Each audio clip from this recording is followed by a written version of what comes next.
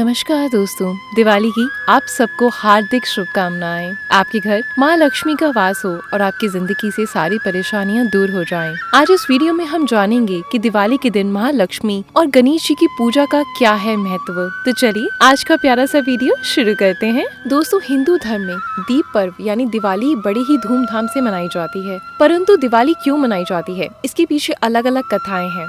कोई कहता है कि जब भगवान राम त्रेता युग में 14 वर्ष के वनवास और रावण पर विजय होकर अयोध्या वापस लौटे थे, तो अयोध्या के वासियों ने दीप जलाकर खुशी मनाई थी और तभी से दीपों के त्योहारों की परंपरा चलती आ रही है। जबकि दूसरी कथा के अनुसार द्वापर युग में जब श्री कृष्ण ने राक्षस नरकासुर का वध करके प्रजा को उसके आतंक से मुक्ति दिलाई थी, तो द्वारिका की प्रजा ने दीप जलाकर उनको धन्यवाद दिया था।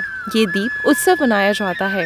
वहीं ये माना जाता है कि सतयुग में जब समुद्र मंथन हुआ तो धनवंतरी और देवी लक्ष्मी के प्रकट होने पर दीप जलाकर आनंद व्यक्त किया जाता है और उसी के बाद से दीपों का ये त्योहार मनाए जाने लगा। लेकिन दोस्तों, क्या आप जानते हैं कि आखिर दिवाली के दिन सभी घरों में भगवान गणेश और माता लक्ष्मी की पूजा क्यों की जाती है? अगर नहीं तो चलिए मैं आपको इसके पीछे की वजह बताती हूँ। पौराणिक समय की बात है, एक विरागी साधु के मन में राजसुख भोगने की इच्छा हुई तो उसने माता लक्ष्मी की आराधना शुरू की। साधु हर दिन माता लक्ष्मी की नियम पूर्वक आराधना करने लगा और फिर कुछ समय बाद लक्ष्मी जी उस साधु की आराधना से प्रसन्न होकर उसके सामने आ गई। ये देख साधु बहुत प्रसन्न हो गया। उसने माता लक्ष्मी को प्रणाम किया तब माता लक्ष्मी ने उसे उच्च पद और सम्मान प्राप्त करने का वरदान दिया। फिर वह अंतर्ध्यान हो गई। उधर वरदान मिलने के अगले दिन वो साधु मन में वरदान का अभिमान लिए राजा के दरबार में पहुंच गया और उसने राजा को धक्का मारकर सिंहासन से नीचे गिरा दिया।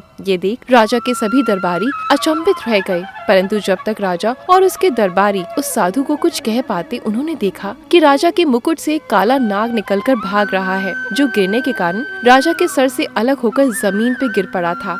ये देख राजा और उसके सभी दरबारी उस साधु को चमत्कारी समझकर उसकी जय जयकार करने लगे। फिर राजा ने उस साधु को सम्मान पूर्वक अपना मंत्री बना लिया। उसने साधु से कहा, हे ब्राह्मण, आज मैं आपके कारण जिंदा हूँ, नहीं तो उस काले नाग ने मेरे प्राण हर लिए होते। उसके बाद राजा ने अपने सेवकों से कहा कि इनके लिए एक नई महल की व्यवस्था की जाए। उसके बाद साधु शान से उस महल में रहने लगा। अभी साधु को आए कुछ ही दिन हुए थे।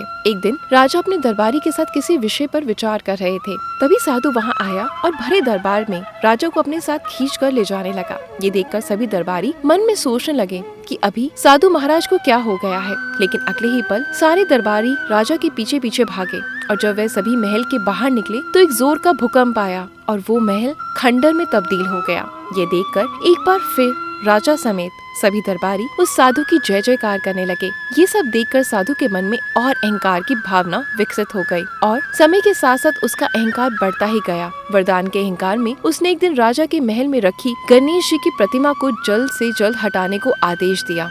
वो भी किस लिए? क्योंकि गणेश जी की प्रतिमा उसको दिखने में बिल्कुल भी अच्छी नहीं लग रही थी।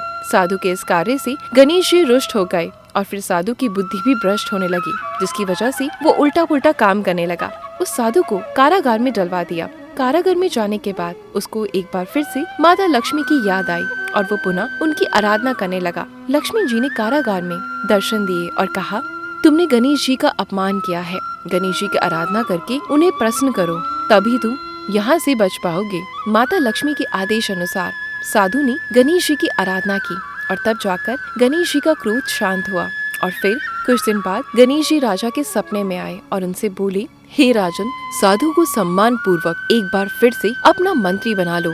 फिर अगले दिन राजा ने गणेश जी के आदेश का पालन करते हुए साधु को मंत्री पद पर सुशोभित किया। इस प्रकार लक्ष्मी जी और गणेश जी की पूजा साथ साथ होने लगी, क्योंकि हिंदू धर्म में बुद्धि का देवता गणेश जी को माना गया है और ऐसा माना जाता है कि लक्ष्मी जी आ भी जाएं तो बुद्धि के उपयोग के बिना आप उन्हें अपने पास रोक नहीं सकते। तो दोस्तों, कैसी लगी आज की मेरी ये प्यारी सी कहानी? अच्छी लगी तो ऐसे ही मुझे अपना प्यार देते रहें। मैं मिलती हूँ आपसे अगली वीडियो में।